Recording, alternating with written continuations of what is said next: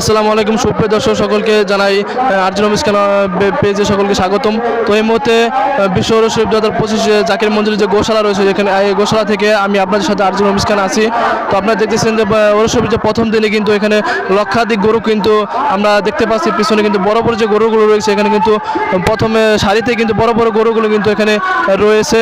তো আপনারা দেখতেছেন যে এখানে তিনটা ওরস শরীফ 2025 কিন্তু যে নজরানা গরু খেদমতের যে গরু, সেটা কিন্তু তিন ভাগে কিন্তু মাঠটা ভাগ করে দিয়েছে। এখানে লক্ষ লক্ষ গরু কিন্তু রয়েছে। আমরা যদি আপনারা যে চারদিকটা দেখাই গরু, এখানে আসলে কত বড় বড় গরু কিন্তু এখানে রয়েছে। তো আপনারা যদি দেখেন, এখানে কিন্তু আমরা দেখতে পাচ্ছি যে তিনটা ভাগে কিন্তু ভাগ করা হয়েছে।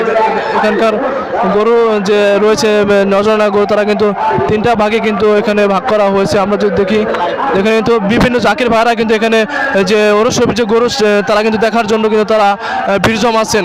আসলে আমরা বিশ্ব জাকির মধ্যে যে কোনো প্রান্তে যাই না কেন, ওরস শরীফ 2025 আমরা কিন্তু সকলখানে কিন্তু লক্ষ লক্ষ লোকের কিন্তু আমরা কিন্তু ভিড় দেখছি।